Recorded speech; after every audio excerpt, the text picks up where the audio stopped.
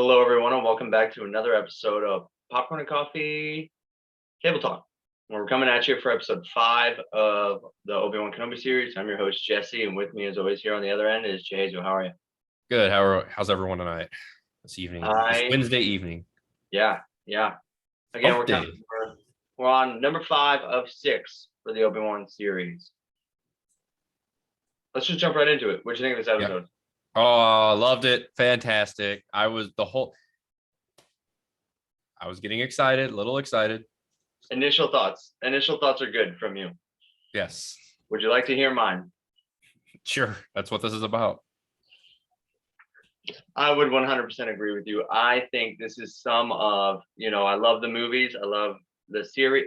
Everything we've seen of Star Wars so far ever made is good. It may not be great, but it's all good. This is probably some of the best Star Wars I think I've ever seen. Mm-hmm. Yeah. This episode, this hour, is some of the best 1 hour segments of any Star Wars in anything. Yep. Go ahead. Yeah. No, I love the opening flashback scenes with Obi-Wan and Anakin training. Then them both, like it flashing back to that, but both of them seeing it. So like it would flash back and then it'd go to Vader and flashback, and then Obi-Wan would be remembering it. And the de-aging they did on Hayden Christensen. It was subtle. It was subtle enough that it was like, it could have very well looked like they didn't de-age him at all. I mean, he still looks really good for his age, but I'm glad they didn't try to overboard it and kind of Mark Hamill it and really just make him look like plastic. Yeah. So no, I thought that was really, really good. And then the flashbacks to like the Order 66 stuff, they just let him put on a cloak and just roll with it, which I thought was great. I would love to watch a Vader series. Just whatever he's doing, like right after this. Yeah. In between now and when him and Obi-Wan meet again, I would love to watch it and let Hayden Christensen come in and just go nuts. Yeah. I would love it. That would be cool. But in this episode, I was just so happy with how it all came together. And I think a few of the things that I liked the most that made it better than all the other episodes leading up to this one, and I've overall thought this series has been really good. But it had the least amount of Leia, which I think is big. The show kind of felt like it was more about Leia than it even was Obi-Wan for the last couple episodes. Right. And putting her in the background and letting him take the forefront of the story, I think was one of the best elements of this episode. Mm-hmm. The most movement you got was between him and Vader. So I thought that was great. Yeah. What'd you think of the third sister stuff with her whole thing just being a ruse to try to kill Vader? I kind of predicted that she was one of the younglings during Order 66. I think we may have talked about that before. I know other people online have talked about that. So that made sense. And I was like, okay, that's cool. And then giving her the underlying agenda of revenge, I thought was fine. It didn't bother me at all. I think if anything, it opened her character up so much more and gave her so much more depth. Yeah. You and I have both kind of been back and forth on not the actor, she's great, but the character, back and forth on the character. Okay, is she valid? Is she not? Is she good? Is she not? I think she is. I think this episode helped give her that breath of life. Yep. That flashback fight sequence was one of the most fun things to watch. Mm-hmm. Especially watching Anakin's fight style and how he just amped what he was doing then up to 11 now that he's Vader, because he was doing the whole one arm saber fighting and all, and I thought it was all great. Great. I don't necessarily care for how they've like made him so much stronger than Obi-Wan. Obi-Wan's a skilled fighter. I don't know why we need to make him seem less than, even in the flashback scene. You know what I mean? And it's just like the guy can hold his own. I don't think it's that Obi-Wan wasn't a skilled fighter or less. I think it was Obi-Wan wasn't on the attack, and since Anakin's always on the attack with everything, which they explain that because of his anger and stuff, which they really flushed that out even better than I think they did in episode 2 and 3. And Obi-Wan just like, it was almost like I kind of was on Anakin's side because I feel like Obi-Wan just kind of like just taunting him, like saying like you're using your anger or you're on the attack too much. And lesson. I was like, just shut up, Obi-Wan. Let him fight how he fights. But more than the fight. Anyways, I thought what I really like this. Another thing that I really like, and this is no offense to any director at all in any of the other, like The Mandalorian or Boba Fett, I really like this is all directed by Deborah Chow. Yeah. I really appreciate you can see a through line in the story that you didn't get in Boba Fett and that you don't get in The Mandalorian because they let every episode or every couple episodes be directed by different people. I think that has a place. And I think giving different directors, especially young directors, an opportunity is a great thing. But for this series, it's really to its advantage that there's that constant through line the whole time. So it has her feel to it the entire time. I really, it's something I notice and it's something I appreciate for sure.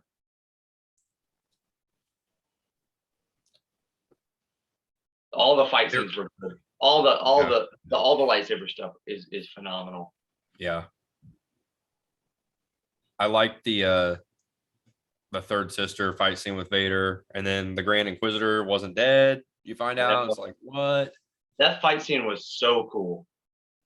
And I loved how he pretty much used the Force the whole time. He's like, I'm not even going to bother actually fighting you. Yeah. But the stuff that they let him do with the Force, I thought was great. There was a lot of things that I'm like, okay, this is stuff we've seen in the video games that I haven't necessarily seen in the movies. You know, like Force throwing his lightsaber and then just pulling it back to him and stuff like that. There's a lot there that I'm like, ooh, that is good. You know? And her lightsaber was awesome. Those lightsabers that the Inquisitors use are really, really cool. Yeah. I wonder, do you think that we're going to get resolution with this last episode? Or do you think it's going to end with a cliffhanger and then we're going to have to wait for a season 2? I don't know. I hope there's not a season 2 personally. I just don't feel, and again, this is, I guess, just my mind on what I saw in A New Hope, that like they just don't see each other again for the rest of their lives. You know what I mean? Yeah. They just don't. You know, their paths don't cross again until Luke is an adult, and then everything in A New Hope takes place. So, I mean, if we keep going back to it, one thing I really liked about this episode is that I was able to detach myself from the broader universe, knowing that Obi-Wan doesn't die here, knowing that Vader doesn't die here, and Leia doesn't die here. Like, it's going to devoid itself of any drama if I latch onto the fact that everybody's going to be okay at the end of the day. But with this episode, they did such a great job of just being like, oh, what's going to happen here? I wasn't thinking about the fact that all these characters live. I was absorbed in what the story was telling, and the flashbacks I thought were so well timed and so well directed and placed in there that it was just like I was along for the ride the whole time. I just don't think you can get that if you keep telling these stories, you know. Right. Yeah, I agree.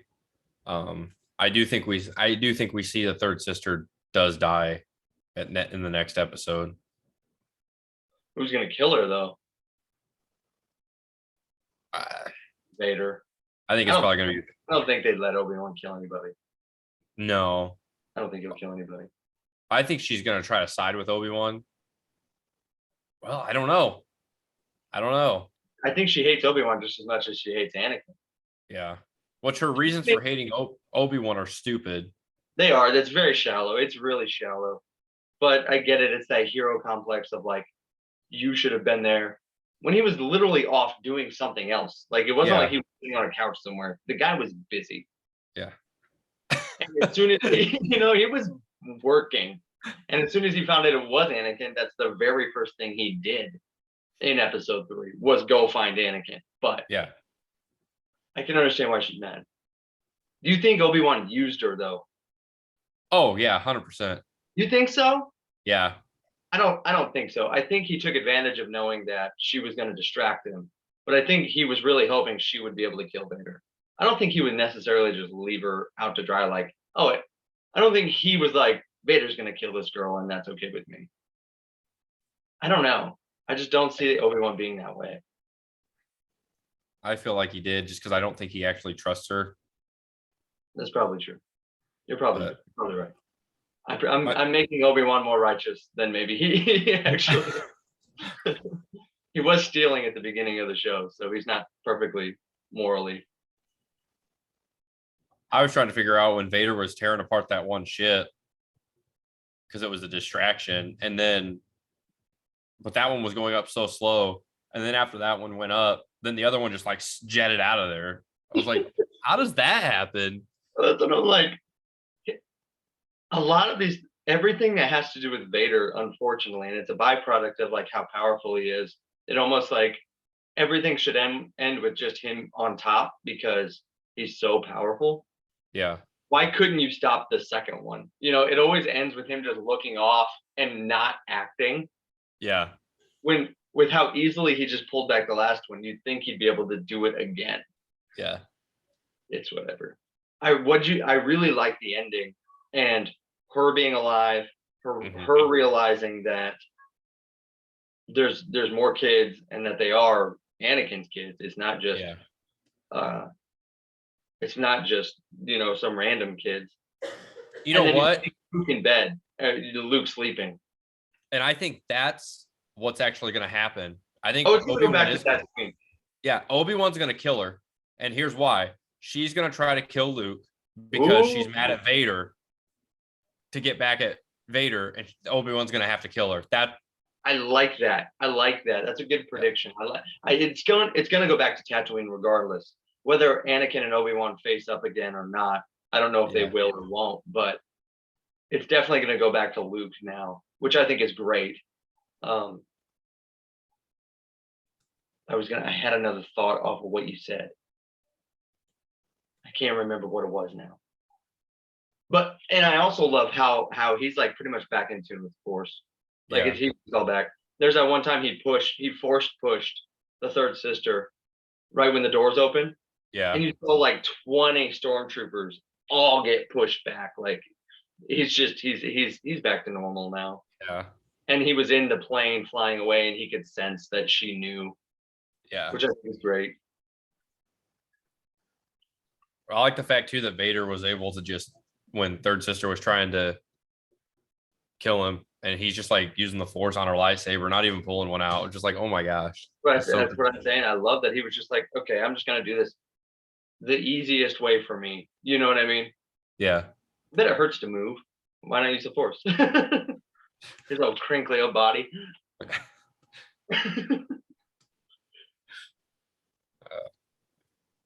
Yeah.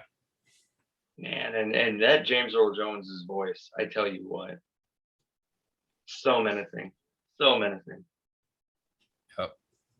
Wonder who they're gonna get to do it after he goes, because I know for this they've already started using like bot technology. Yeah. So like part of it is actually him, the actor, and then the other part is them pulling his voice clips from everything that he's ever done and piecing it. That's what it is. So honestly, his voice will always be used as Vader because they'll always be able to just have a bot do it even after that, which I think is great. I think that's good. Yeah. Since he's faceless, really, you can afford to do that. Right. Well, yeah, you can have anybody in the suit.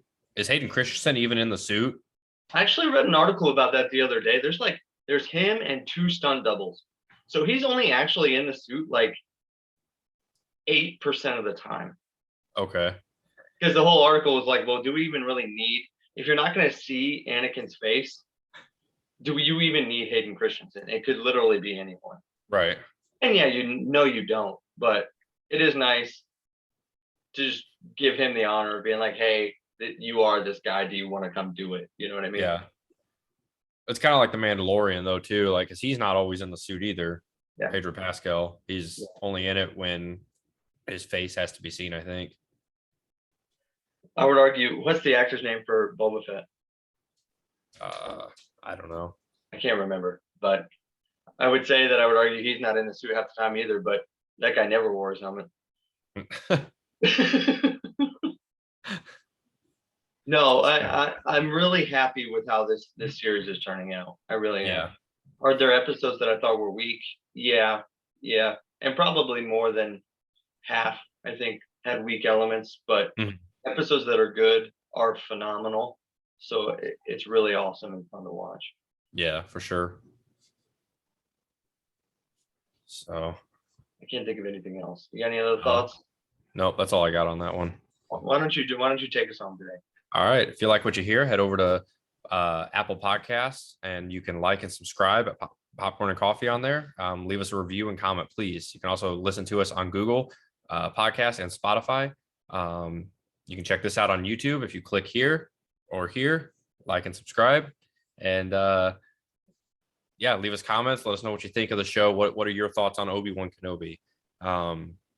We also have our bi-weekly, or no, it's now weekly. The weekly podcast will be out weekly, releasing on every Thursday. So check that out at Popcorn and Coffee, and DM us. You can DM me at Jahaziel Good on Instagram, and I'm at Popcorn and Coffee. Yeah. Yep. Awesome. That was fun. All right. Talk to you later, bud. Bye. Bye, guys.